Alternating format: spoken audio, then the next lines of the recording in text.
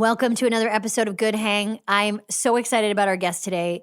It is the incredible Quinta Brunson, who is not only funny and smart and gracious and a seemingly great boss, but is a mogul, is kind of just an incredible driving force in an industry and in many ways saving it from extinction.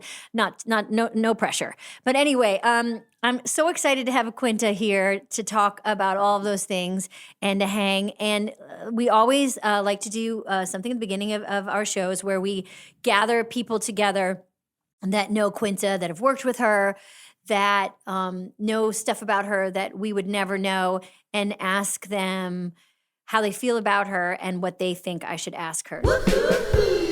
This episode is presented by the Toyota Grand Highlander. Life's journey brings constant change, filled with exciting surprises, new chapters, and grand challenges. And the Toyota Grand Highlander is more than a vehicle. It's your partner in embracing all life throws at you. Blinked and the kids have grown up, the third row can fit 3 adults. From daily routines to life-changing adventures, the Toyota Grand Highlander is up for every grand challenge. Learn more at toyota.com/Grand Highlander. Toyota, let's go places. Get up, what do you say? All I ever wanted was a really good hang. Let me just tell you who I have here. With me, I have Kate Peterman. Kate's a writer on Abbott Elementary. Hi, Kate. Hi. Zack Evans, also writer, creative director in LA, founder of Create Repeat, an online community for creatives, and also a BuzzFeed alum with Quinta. Hi, Zack. We have Ash Perez. Hi, Ash. Ash, also a BuzzFeed, I guess you could say a BuzzFeed alum, right? Mm-hmm. BuzzFeeder. BuzzFeeder, okay, welcome. And then we have the big boss, Andrew Gauthier, French name, congratulations. Andrew, you were the head of BuzzFeed Video when Quinta and Zack and a lot of you were, and Kate and Ashley were all making content together. This is not a deposition. Nothing you say will be used. But welcome to Good Hang. How's everyone doing? Feel a bit like I'm in a performance review with Andrew, but besides that, great. Andrew, do you like to do performance reviews? Speaking of performance reviews. Yeah. Because I think a lot of performance reviews are just like criticisms. And I think I always tried, and I think we always tried at BuzzFeed to focus on positives. You know, we wanted to like be an incubator for talent. So it was, focusing on what people were best at. Andrew, I can say that's a lot of corporate speak you just threw at me. You said incubator. You said incubator. You said it. Let's go around before we start and say some of our most fun corporate slang. I'd like to circle back and piggyback off of what Andrew was just saying. Yeah.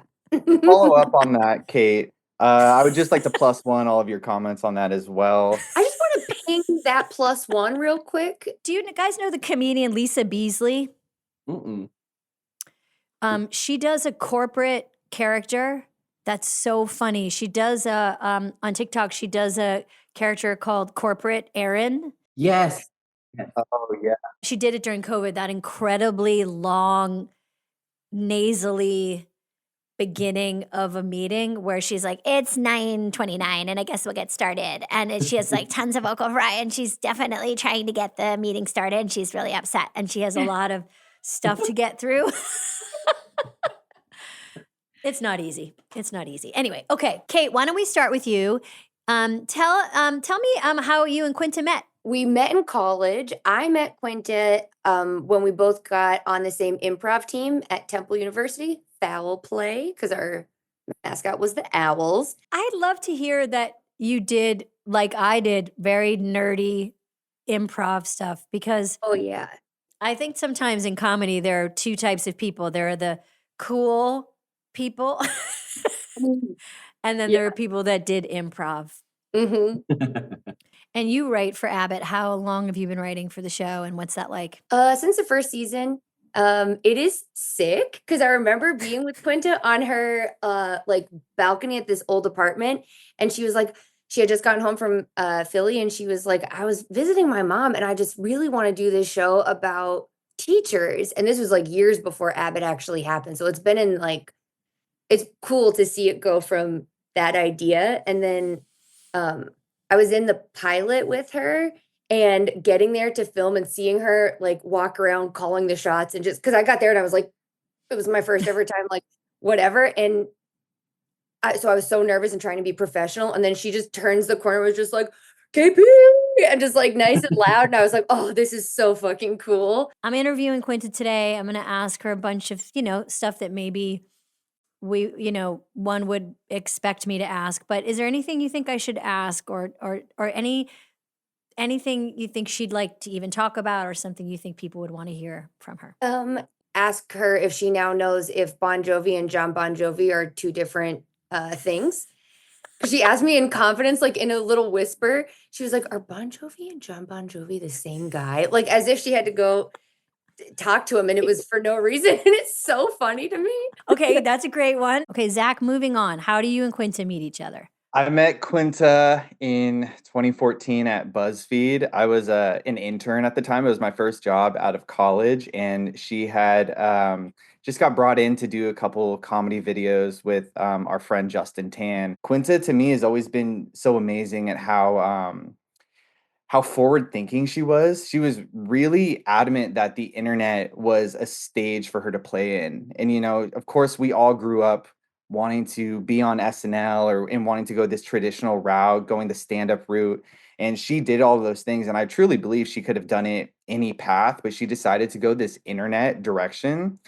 And truthfully, I don't think she gets enough credit for being one of the first people to make the leap from being an internet personality to being in the mainstream and dominating. Thank you, Zack. That was awesome. Okay, Ash.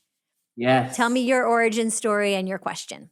Okay, my origin story with Quinta is that we sat next to each other at BuzzFeed, and notoriously, probably unlike these people where Quinta's original thought was Kate is tight, Quinta did not like me. My fun fact of my whole life is that the character of Janine is based off me or loosely based off of me on Abbott. Do you have confirmation of that? Yeah. It's she said it in an interview. She said it in Variety, so I have it. She said it in the writer's room. Yep. Okay, I have two questions. One is a serious one, and then one is going to make her groan, and she's going to know why I asked it, which I'm so excited for. So the first one is just, as an avid student of comedy, what are the top 3 sitcoms that influence your sense of comedy? Like so much of my memories of Quinta, she used to come over to my house and we used to watch old I Love Lucy episodes and just like talk about like what structured the comedy, or we would watch pilots to stuff and like just like an actual student of comedy in a way that I think is so valuable and that people don't necessarily know, especially because she got her start on the internet. She has a deep, deep lexicon. So I would love to hear her answer to that. And then do you think you would have been as famous if you had ordered a medium instead of a large? I can't guarantee it's going to make the cut, but I am curious to know the answer. Well, one of her first viral videos ever for He Got Money was her, she orders a popcorn. Oh, the popcorn and the Skittles. Goes, a large. And so Right. it's become very much like, and that was, I would say, one of her very first like memes along with He Got Money. So Great. Okay, thanks, Ash. And Andrew? Maybe this is corny, but I would actually be interested in what, 2014 Quinta would think about Quinta now. If you went back in time a dozen years ago while she was at BuzzFeed, like, how would she react? All right. Well, thank you so much for your time. It was really nice to see all of you again and to meet some of you for the first time. Thank you, Amy. bye. Bye all. Thank you for your time.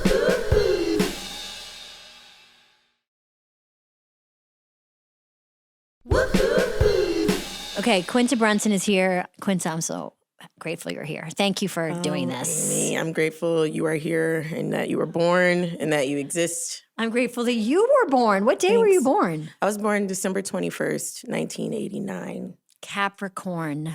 Sagittarius. Oh, shoot. I'm directly on the cusp. Okay. Directly on it. So you're not wrong, because some books do say Capricorn, and then so much on the cusp. I'm right at like 11:38 or something. I asked my mom. She was like, I don't know what time you were born. I was like, oh, okay, sorry for asking. But she said it was between like 11:30 and 12. So directly on the cusp, which is good, because I think if I was full-blown Sagittarius, I would have been a stripper. Mm-hmm. I think if I was full-blown, nothing wrong with it, but I'm just saying that I would have been a stripper. Mm-hmm. And then if I were a Capricorn, I would have been Elon Musk. I would have been really like... I feel like there is a total mogul vibe that I get from you. I know. I'm not going to capitalize on it. Why not? I don't want to be a mogul. Okay, let's talk about this, because you kind of are already, so it's... You're not? No. What do you think classifies a mogul? Well, this is a really good question. I feel like you are the captain of a huge ship. Mm-hmm. One ship, though. That's true, but that's just because you're acting. Once you get off set and have to do those hours, you're going to be the captain of like 4 ships. We've talked about this, Amy. I know. don't want to. I just want to do my thing. I just so relate to this grind that you're on, and also Quinta, here to say, like, it is phenomenal what you are doing. Thanks, Amy. That show is, number one, saving and has saved sitcoms. It is proof. It is what everybody points to. Yeah, I do. Yep. As a spec, as a comp for how comedy can still work on broadcast TV. Mm-hmm. And there's not many left. No, I hope that changes. I do. Agree. And I do admire the other sitcoms that are out there maintaining. They don't grasp the same kind of attention that Abbott does, but I do think there are other, producers and showrunners out there attempting to do good work, specifically on network television. And there's a show, Ghost, on CBS, that has a bigger audience than we do. It just doesn't garner the same attention. So I just always try to acknowledge that there are other shows trying, but I do also understand that Abbott occupies a very unique and specific space. So, it's funny because we're 4 seasons in now, and I really want like counterparts. I live for a renaissance. I don't enjoy the feeling of St. Dennis is a show on NBC, and I feel like that. But so much of this, and maybe I don't know if it was like that back then, but so much of it is about timing and win and presentation, and so much goes into making something an overall success now that I don't call myself lucky, because I think about all the things that go into it, but I do think you have to think about so many different factors to make your show a success at all now. Totally. And I know you're a big student of the sitcom. You're a big comedy student in general. What were the shows that you cared about growing up? What were the sitcoms that you think about, and what were the ones you thought about when you were making Abbott? Coach was a show that was very formative for me. I forgot. My mom and we loved Coach, and it just reminded me how much Coach was on in my household. That was like, if that was on, we were stopping and we were watching. I'm not sure if it was on Nick at Night yet, but that was a big show for me. Mary Tyler Moore, King of Queens, very big for me. I don't know why, but one of the biggest influences in my life. I still love that show to this day. 30 Rock, huge. I know, you're a big 30 Rock fan. I know that about you. It's so ridiculous. It's great. Little show called Parks and Rec, The Office, of course, Martin, Living Single, Curb Your Enthusiasm. I don't know if that counts because it's not network, but Always Sunny, same kind of bucket as Curb. I'm forgetting things. Well, I'm sure you're asked this question, but what do you think? I always thought that for me, what drew me to a sitcom was the fact that I could picture in my mind what the characters were doing when I wasn't watching them. Yep. And that's exactly what happens on Abbott. Definitely. That's a big part of it. And I think it's important if I can see the end of their journeys in the sitcom. And I don't know, that doesn't mean I know when it's going to come, but I see, maybe that's just important for writing. You see a destination for your characters. But very important to me when it comes to making a sitcom. When I visit sitcoms like Parks or The Office, and I think about where those characters began and where they end, that is what kind of inspired me to tell that story about a different set of characters. I also think like worlds that really have a day-by-day engine, you know, like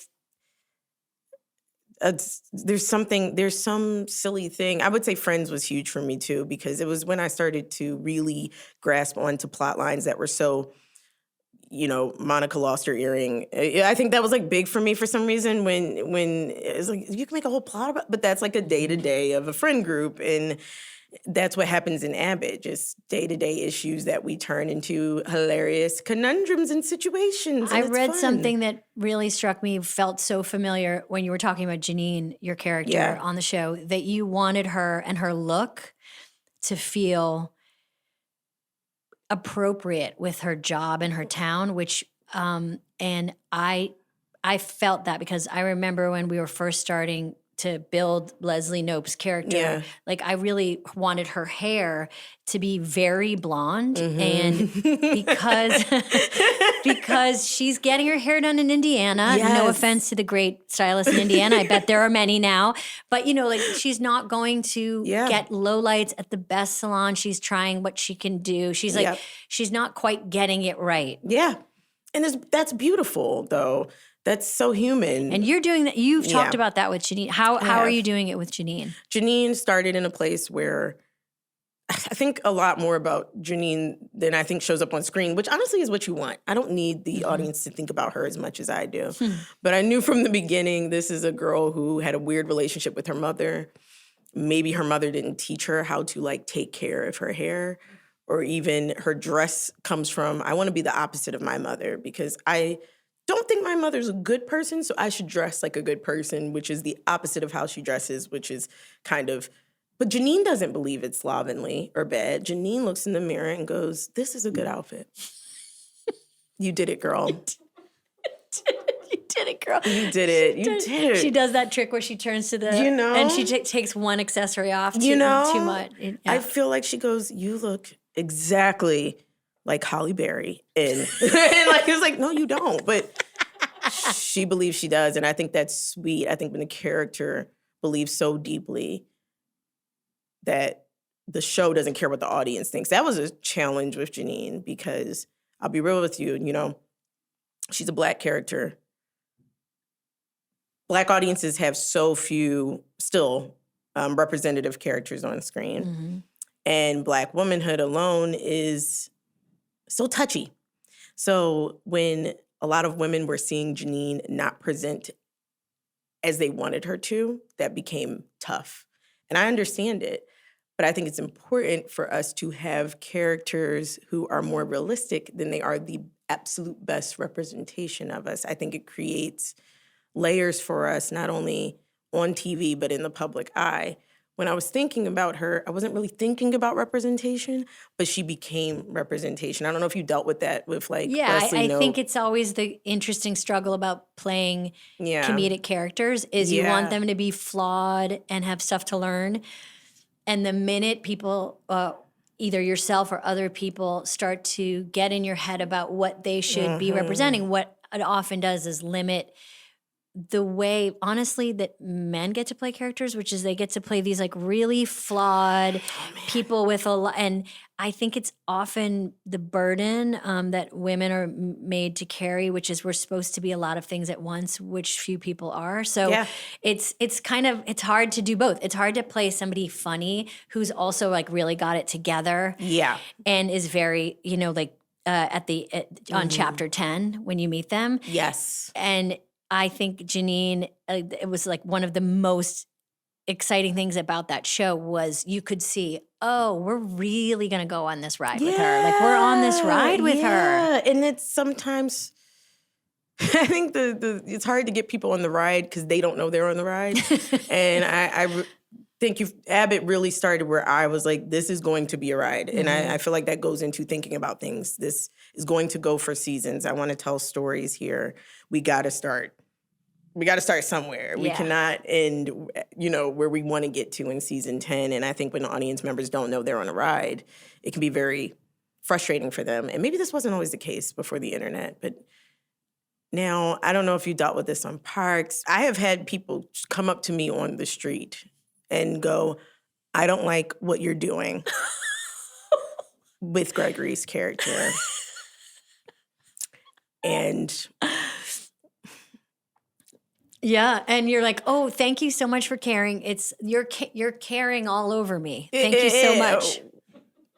What? It's insane. It's become a real direct, and then that person went, I messaged you on Instagram about it. Well, I tried to get in touch with you, and I wanted you to know that I wanted don't you to like know. what you're doing with Gregory's character. She really came to me in a club, mind you, very much oh, I'm so glad I'm seeing you. I sent you an Instagram message. I like how you pretended you didn't see it, but now I got you in person. I don't like what you're doing. I was just like, Aren't those times where you wish you were like the enigmatic film actress who people feel nervous to approach? I do. I very much do. Because television people feel like really, really, you're part of their family. You're part of their family, and we love that. Well, you have this incredible claim. Like, I don't think it's spoken of enough that you took advantage of the window. Kind of, you're 10 years after I was coming up, which was basically that there was this BuzzFeed video window where people were producing stuff online, early online. BuzzFeed was interesting because it was so international that you were aware that oh man, people in Japan are watching our stuff. We're being dubbed in different languages. So you were aware of that. But for me, I was never very proud of my online presence. I felt like, as someone who came from improv and sketch, I was still performing at IO every night. And then I realized that my improv group, we realized people were coming to see our group because of my online presence. And we were more used to, all right, guys, we got 10 people in the crowd tonight. Let's go crazy. That's 3 more than last week. We're killing it. No parents tonight. It's so good. And then all of a sudden we have a packed IO when we're like, what is going on? But they're coming because they're actually paying attention when I post. I have a show at IO tonight. And people were coming. I was like, what are these people doing here? And they're like, you said you had a show. I was like, oh, you get so used to I don't know, but you were part of the heyday of UCB. But I'm just saying, in my world, it was if you got 8 people in the audience, it was 100. That was our always trying to get people. But you were kind of ahead of your time because there was this feeling, to your point, where that content didn't count. Yeah. It almost felt, like a side gig while you were trying to get the gig. But now, however many years later, you look at it now and it's the way that everybody is discovered. I came to just appreciate it as another stage. If you can get on a stage and do stand-up, get on an improv stage and do improv, why can't you make a video to garner an audience? Isn't that what we want to do as performers anyway? Totally. And also it's a way to just practice writing. Absolutely. That's what it really did for me. I had taken writing courses. I had studied comedic writing. But I do think writing for BuzzFeed was the best way to learn how to do it for massive audiences, which is a skill that I still see writers, peers, they don't technically teach you that in school. Yeah. I think it's something you learn by doing. I think you're right. And I think what improv and sketch teaches you is just picking your battles. You find people that write stuff and they don't want to change it and they want to kind of lock it in. And there's the one thing with sketch and improv is your ideas, they just are thrown away over and over again. Yeah. And you get this muscle that you haven't had your last good idea. Yes. Absolutely. Which is so freeing. Yeah. It makes you a more collaborative person and makes for better work. And I think, so BuzzFeed definitely did that. We made, which was insane, we would make 3 videos a week that were going to be shared and seen by millions and millions of people. And if one bombed, it was like, I'm already on my next video. I'm gonna, I've moved on. You're like, I don't know what you're talking about. Yeah, literally. I can't remember half the things I made there, which is both good and bad. But I feel like you probably can't remember half the sketches you did for. Oh God, no. Yeah. Well, speaking of BuzzFeed. Oh no. I lost my glasses. Oh, are you just getting glasses? Oh, I got scared. It was like, what's Speaking gonna of come from under the BuzzFeed, table? check out my new glasses from BuzzFeed. Oh, actually, I'm going to take a lip balm break if you want to take one too. Quinta and I brought our lip balm. Lip balm and water. And kept it close. And I'd love just to take Oh, this a is moment. my camera? Mm-hmm. Get in there. Hold on. Yours looks better because it has a little wand. Mine is my grubby little finger. But No, it's cute. That's how the girl puts it on in the Sephora commercial. she does it with her finger? Yeah. What else you gonna do with it? I just love once again to ask Laneige if they ever want to sponsor. Y'all sponsor Amy. Y'all This know what is to a do. lip Stop sleeping playing. mask. For now, I'll turn it to the side so I won't sully your brand. But I want you to know that I've stuck my disgusting finger in that pot many times, and it's always And not just at served me night. right. That's not just at Not night, just baby. It's at night, baby. lip sleeping mask. Yep. It's not just for night. Not just for nighttime. Okay, so we do this fun surprise thing where before I talk to you, I get on a Zoom with some people that know you. Whoa. I'm so know, scared. and just to talk excited. about you and really to like get some perspective on what Mm-hmm. I think I should ask. So earlier today, I was on a Zoom with Kate. No way! Yes! Did Kate freak out? She's the best. She loved you so much. Did she pretend she was She was super very cool. Everyone was very cool. That is so funny. Oh my Okay, God. I was on a Zoom with. Okay. So it was like a BuzzFeed reunion. It was Oh, Kate. It was man. Ash. No! Oh. Zach. Which one? Evans. Stop! These are people who probably were freaking out, Amy. They seemed very cool. They seemed cool because they probably got it together first, but you need to know that this probably... And then your old boss, Andrew. Andrew Gauthier? Oh, French last name. he's so hot, guys. I don't work for him anymore, I can say that. Yeah, you're but right. he's a sweet man. And so we were talking about, sweet. it was really cute. And it's kind of like talking well behind someone's back is the goal. And this. they were so happy to do it. And we were just kind of talking about that time there and your time there. And it was really cute because everyone was, kind of going back to when exactly what you were saying, when we were producing a lot of stuff and everyone was trying to figure out where to live. And it's a very tender time. And the people that were there and a lot of, like Kate especially are people that you still work with and who Kate told this amazing story about like one of the first days on set and how she can remember you saying, I think I want to do this show, about teachers. Like, and then, smash cut to Crazy. it happening. Yeah, I have such a random weird. So someone, this is so bad. Someone tried to sue me to say me, WB, ABC, and say that they came up with Abbott. And my memory is shit. There's something to know about me. Same, Yeah, really bad. I think it's because we have to learn lines. I think so too. Kate's memory is locked the fuck in. And Kate was like, no. I will go into that courtroom for you because she was there the moment I had I knew that it wasn't true, but I had nothing to back it up. Right. And it's okay. That's why we have lawyers. I was never going to have to back it up anyway, but I'm just like, damn, I cannot remember. Kate remembers time, date, where, when. Incredible. So she's my best friend, but she's also just incredible for stuff like that. She has the memory that I don't have, which I need a lot. I think we share this in common too. Your female friendships are super important to you. Super important. Like why? What do they do for you? Oh, that's a good question. Oh man, that's such a good question. I don't know what they do for me.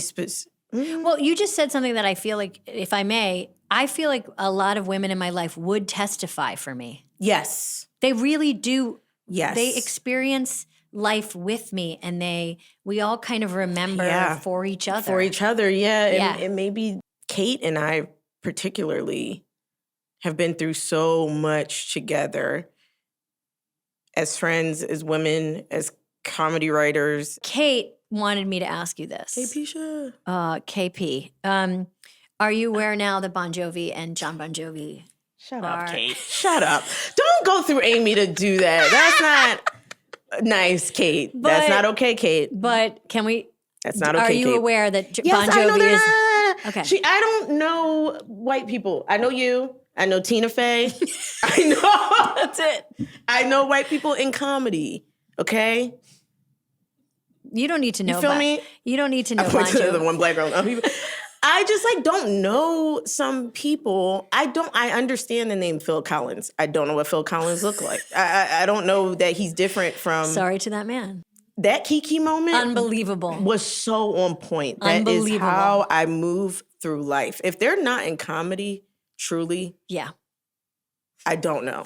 I actually think that's also a wonderful way, like almost a gentle form of rebellion, which is, Yes. I have to say, my generation was told that we had to know a lot of these people. For sure. And now we don't really need to know them. It's okay. It's okay. And also, you were working in pop culture, too. I mean, SNL is still essentially working in pop culture. You have to notice, I don't have a reason to know who... I'm not crazy. It's crazy to be in a band called John. Is he John Bon Jovi? Is the band See? She doesn't know. I couldn't tell, and it's crazy because now... I'm going to blow your mind even more. His original name Come on. was John Bon Jovi. And then he changed, the band name was Bon Jovi, a shortened version of his real name. So then he started going by John Bon Jovi, but true fans know that it was Bon Jovi. You know everything you just said sounds crazy, right? I know. And the thing is, I'm supposed to know this, but then I'm supposed to deal with people who can't tell me and Keke Palmer apart. or say my name, or can't. I just cannot. If you know about Bon Jovi and I'm too difficult, it's 2 syllables. Quinta, same person. I don't understand. Anyway, so that was tough. And I don't. You know what else is crazy? I lost my point, but I was gonna say something about John Bon Jovi. Band. I'm trying to think of a band name. Like, who could I compare it to that had a band that was named after their last name? Oh, well, there's another bunch of white boys. Remember Hanson? I understood that. I understand that. You know who I got mixed up for the longest time? Not anymore. But there was no reason for me as a young girl in Philadelphia to understand the difference between Sandra Bullock and Julia Roberts. There was no reason for me to know the difference. You might have a little bit of face blindness. I do. I do have that. And they know. I know Sandra knows now because that's my girl. Of course, I can tell you guys apart now. But when growing up, Sure. no reason for me to know that. Sure. And when people are like, you don't know. No, I don't. I like that. I'm glad that you absolutely do not need to know. Yeah. I can't believe Kate's. Okay. Okay, Ash had 3 sitcoms who have influenced you. We talked about that. And then Andrew asked, what would 2014 Quinta think of Quinta now? Oh, Andrew. I know. It's such a managerial question, Oh, too. Andrew's so lovely. I think 2014 me would be like, exactly, period.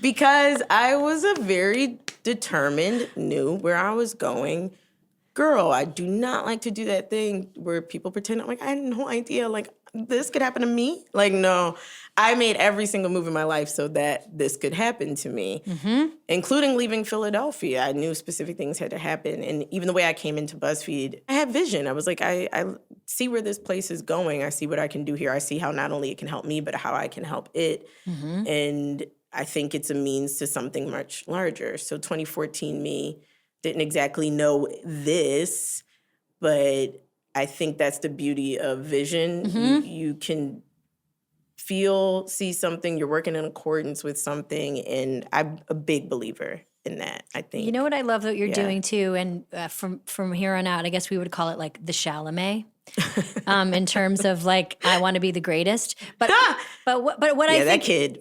Go ahead. Yeah, what did you think of that moment? I loved it. Oh no, what I thought was so interesting about that moment, let's just whisper. Because he can hear us, whether it was coordinated or not, I thought him mentioning Viola Davis in his speech, I was like, that is fucking smart. 100%. Whether it's coordinated or he really, really meant it, very smart to do. Smart kid. That alone had me. Me too. Had me. And in a way that I don't care if it was like, I'm going to say this because, or I genuinely really mean it. Because even if you were going to say it because, just say it because mention Viola Davis. 100%. And it was at the very least, it was the example of someone paying attention. Yeah. And I think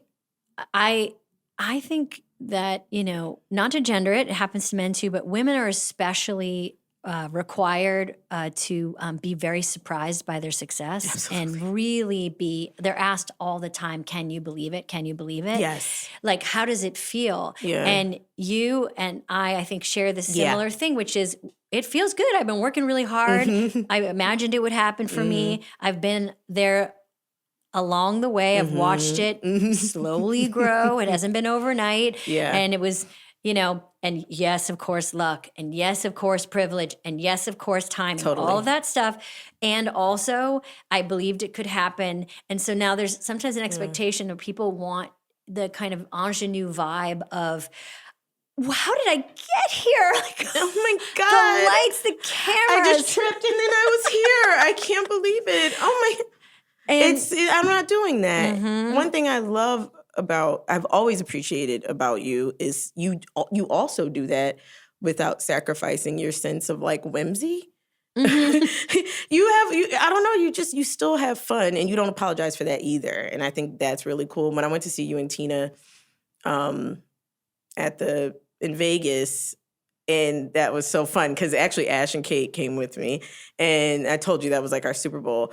But you did what it's storytelling stand-up, and seeing you do new things, I was like, yes. You are not apologizing for the fact that you have this show or all the things that you've done, but you also are having enough fun with trying new things, and you just have fun. Like, you have a smile on your face. You're not like... I mean, this is kind of honestly why I'm doing this, is because it's kind of like, I want to talk to people. I have a good time. I listen to a ton of podcasts. Yeah. I don't think that because you get to a certain level of something that you're supposed to get really tight and get worried about trying new things. You're supposed to do the opposite because you're lucky enough to be confident. Totally. You're lucky enough to have some currency or some people who believe in you. So that's when you're supposed to keep staying flexible, trying and failing over and over again. And I think you are similar. Like, we learned it early. We learned it with improv and sketch. You're just supposed to keep trying things. You're supposed to keep trying.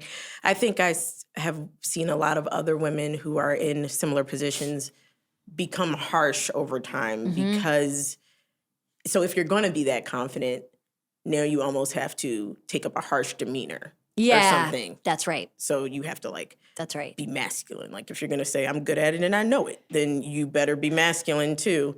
Don't you dare smile ever again since you know you're so good. But it's weird. Like, I'm really interested in watching women push back out loud, not just talking about it, but actually doing it, which is why I say I like to see you smile so much, because to me, that is the act of doing it, and have fun in front of people's faces. It's weird. It's almost like that kind of makes people angrier than anything else. When I am having pure, unadulterated fun, I feel a small sense of how dare you? Oh, it's a revolutionary act as a woman to have fun. And the other thing is, that I would say about you that I said behind your back is, Quinta plays loose. Oh. And what I mean by that is, a good athlete, to me, you're like a good athlete. Amy, don't talk sports to me right now. I'll fall in love. I love sports. I mean, this is a podcast. We should probably only be talking about sports. You want this thing to do well. But you play so loose because you are so good at what you do, and you are in charge, but you would you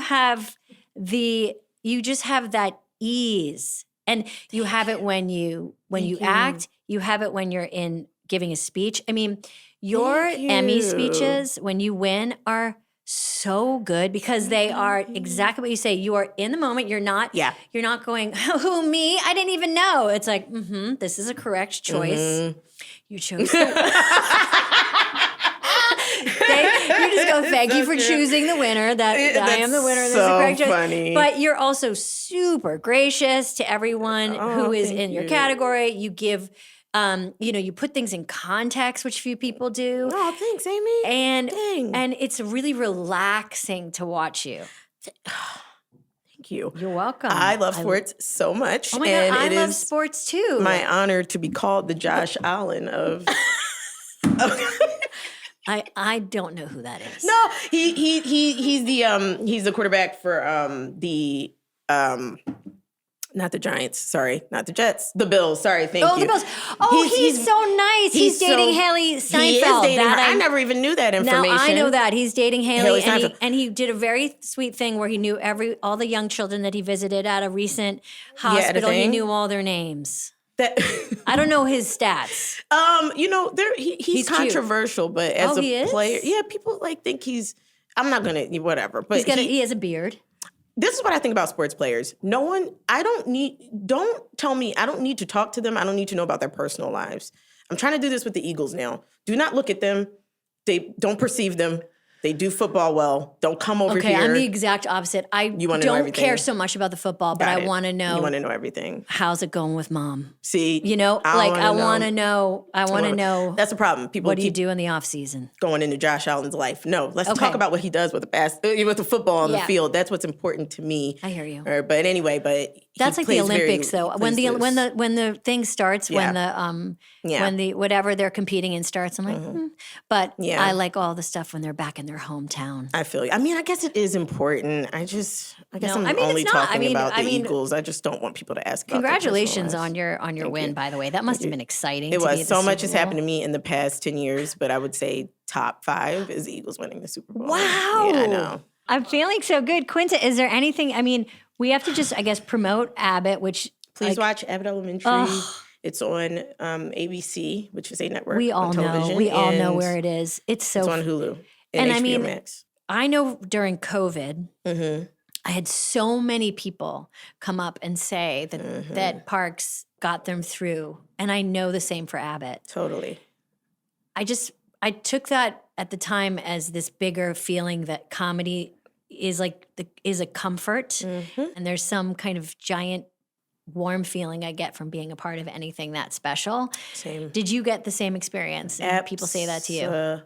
Absolutely. And it is a mark that you get to leave with the world, not on the world, but with the world, which is so special. There was a girl that came up to my co-stars on the street, Cheryl and Lisa. I can't stop them from walking around on the streets. I try. I can't do anything about it. We just filmed in Philly, and I had one thing. I was just like, hey guys, maybe don't walk around here because very recognizable. Maybe just take it easy. Nope. They go to get their nails done. They're walking to different stores. I can't control them. Anyway, but a girl walked up to them, and Cheryl took a video of this girl talking about how in our show, because Philadelphia has a huge Muslim population, we try to represent the city as much as we can, and we had an episode that featured a young Muslima girl in her hijab, and this girl was crying, came up to Cheryl talking about how much that meant to her. It's like the opposite effect of someone being like, I don't like what you're doing with Gregory. It's someone being like, you don't like she said she was already a fan of the show. Wow. That wasn't going anywhere, but then to see that shifted her shit. And I think that is like the power of a sitcom. We're making you laugh, and then we're making you cry, and we're in your house with you, either in the binge format or once a week. And it's that laugh that's special, because I can be in the house with the drama all the live long day, but I'm scared of people after I watch them on a drama for too long. Oh God, you scared the hell out of me. Even though they're very nice people, it's like, y'all are scary, but the laugh is you cannot. I think it's holy. Special. I think it's holy. I think so too. I don't want to be corny, but I love being corny, so I think it's straight up holy. Maybe I'm about to be in my corny era. Come on in. Come on over. I'm in it. And it's great. And you can just say things like laughter is holy, and everyone goes, oh, oh, that's. But Anne Lamott, Anne Lamott, the great writer, she says that laughter is carbonated holiness, which is like kind of how it feels for me. Like when laughter actually happened, it feels like you're getting some kind of spiritual thing is happening. It's so spiritual. I agree. Why is that corny? It's so the same too. It's the same everywhere. It's in the same. It was a Mean Girls line about math being the same in every country, but laughter is that to me. Except for French people. I don't get. I'm so proud of Abbott making French people laugh. There's almost nothing I'm more proud of, by the way. I just was saying this to my friends the other day in our group chat. I was like, the fact that like French people. They love Abbott? They watch it and they like it. It's like weirdly one of our biggest markets. Whoa. I'm so proud. That's incredible. Of me. Those are the things that make me proud of me. That French people are like, I enjoyed the show. That is a French people are more. I wouldn't be that proud of it because French people are so embarrassing. And I don't think people talk about it enough. I find French people are. In what ways? French people got 2 strikes and they're just, in what ways? Yeah. The way how French they act all the time. The way they walk, the way that they talk, the way there that used they to be dress. a really. Amy has a Kendrick-like feeling towards the French. Well, I'm probably feeling like I'm not as cool as them, and so I'm acting out because Fred Armisen and I used to do a bit where we wanted to do a sketch called French Teenagers, and it was just like.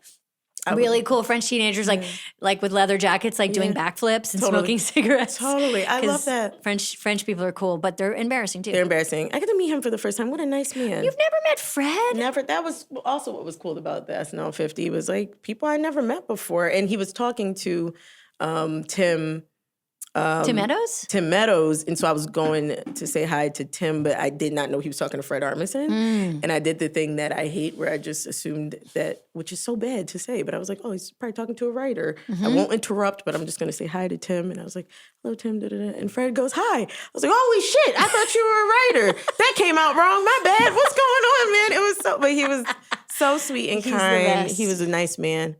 He was a nice man. Zach Galifianakis, nice man. Oh, he's the nicest guy and so funny. You like Peyton Manning? Love. Dog, He's a good time too. Love Peyton him. He's just like, he's so funny, naturally funny. He's so funny. He's so, and I'm sure you've worked with this already. Like at SNL, there's athletes that come through and they're like, I'm really funny. And you're like, okay.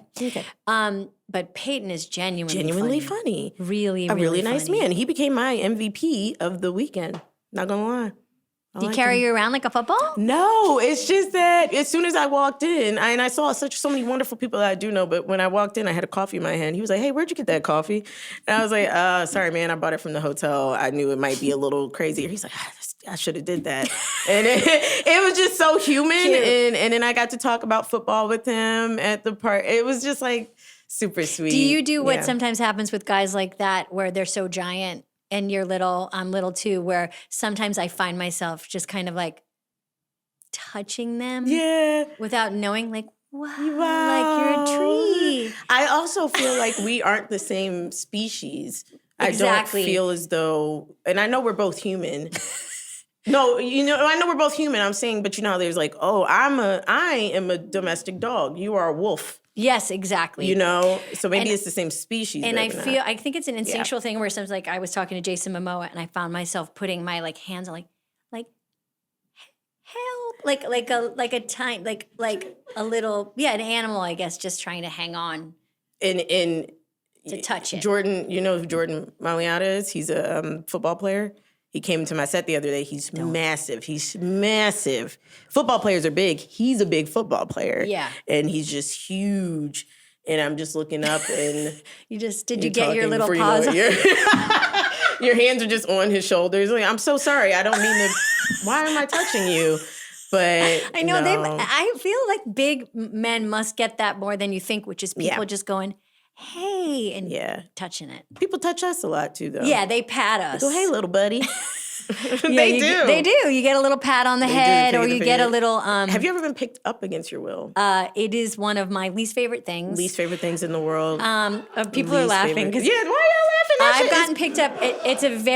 It's a comedy improv thing. You get picked up in scenes, and I don't know how to explain it other than pure rage. It is insane. And to have your feet lifted off the ground against your will. If I'm going on a roller coaster, I signed up for that. If I'm doing something, you know what I'm saying? But to just be lifted off, and me, I'm so sturdy. I think I'm super, like, I'm 10 toes down all the time. To be lifted off my 10 toes is so Unless disorienting. Unless it's the right person. It's the right person. And then you're like, Yeah. oh my God. You're like, what? How can you lift me? But it changes my whole purview. I think I'm so big and I'm so strong. If someone lifts you up, I'm like, I'm a pet. I feel like, you pick your pet up and they don't have any. That's what happens to me. Or you go, or you say, put me down, put me down, put me.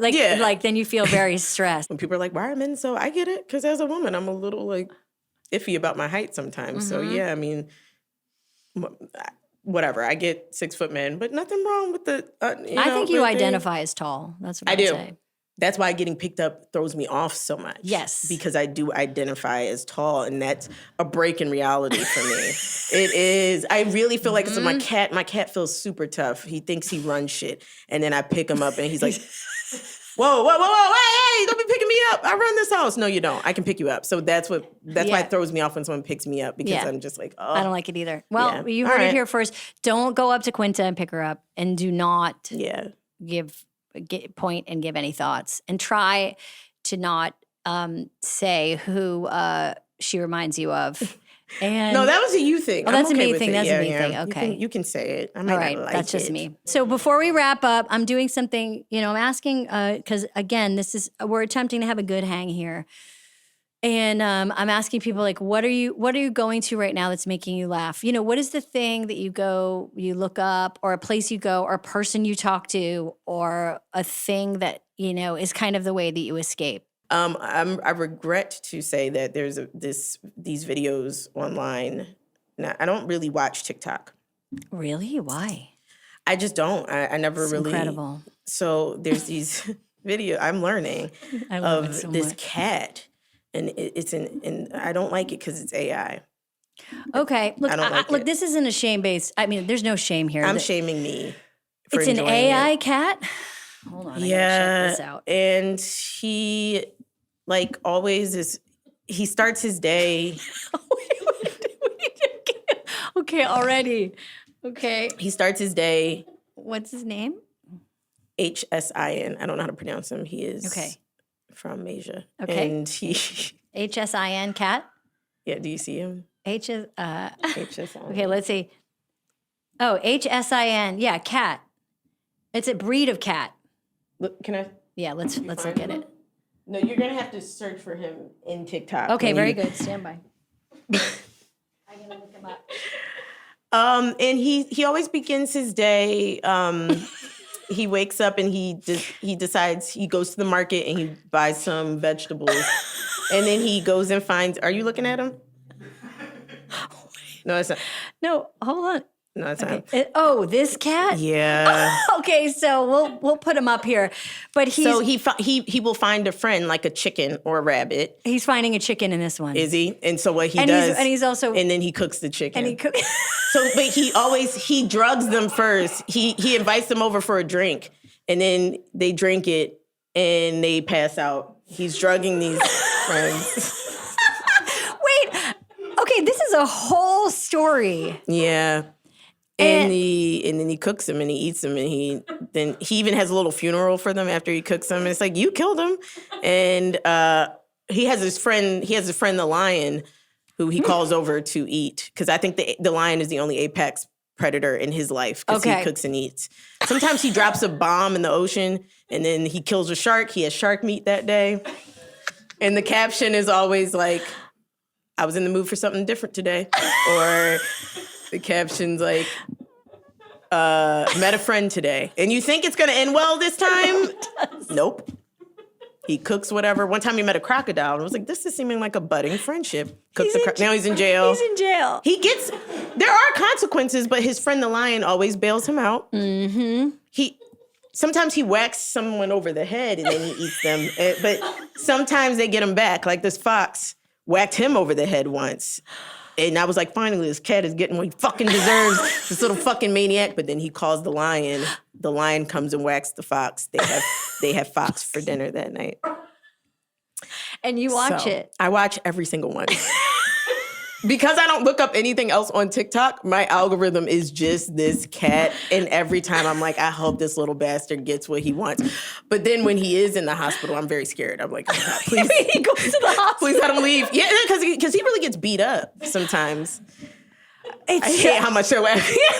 I know what you mean. As I'm watching it, what is weird about it is it's like the cat is like giving another cat a bath. Yeah. The cat is a human. Yes. Has human qualities. But it looks like a cat and now is eating a chicken that he made. And it's a really fat cat. And so he changes sizes too throughout scenes. And it's like, why in this scene are you bigger than the lion? I'm interested in how he perceives himself to other animals. And he saves a baby every once in a while because you see him saving a baby. He doesn't eat the baby. He doesn't eat the baby. Thank God. The first time he saved a baby, though, I thought he was going to eat that baby. But and I think that's like him being like, see, I'm cool. But no, you are a psychopath. You are drugging other animals and eating them.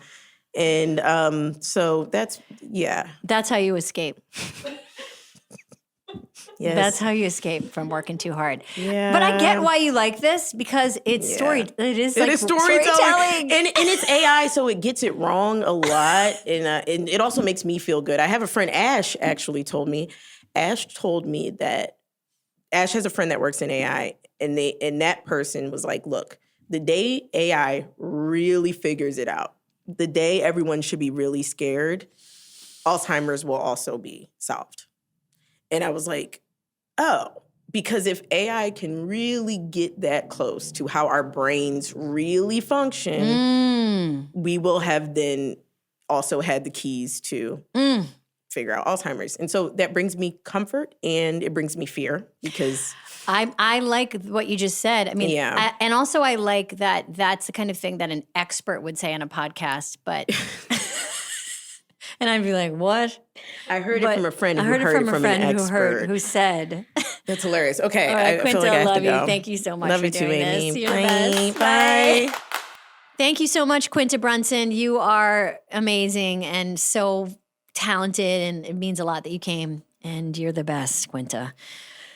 And yeah, this is the end of the show where we go a little deeper on something that brings me joy or changes my brain. And so we mentioned Lisa Beasley at the very top of the show when we were talking to some of Quinta's friends who worked at BuzzFeed. And I just want to mention her again. Lisa B Experience is where you can find her. And she's just a hilarious comedian, does a ton of characters. And she did that really funny character, Corporate Erin. Check that out if you haven't seen it. It's just corporate speak at its best and the maddening pace in which people deliver non-news in workspaces. It's really funny, and so is she. And so if you have not seen her comedy, check it out. And always check out the great Quinta on Abbott, and check us out always here at Good Hang. Thanks for hanging. Okay, bye. You've been listening to Good Hang. The executive producers for this show are Bill Simmons, Jenna Weiss-Berman, and me, Amy Poehler. The show is produced by The Ringer and Paper Kite. For The Ringer, production by Jack Wilson, Kat Spillane, Kaya McMullen, and Aleya Zenieris. For Paper Kite, production by Sam Green, Joel Lovell, and Jenna Weiss-Berman. Original music by Amy Miles.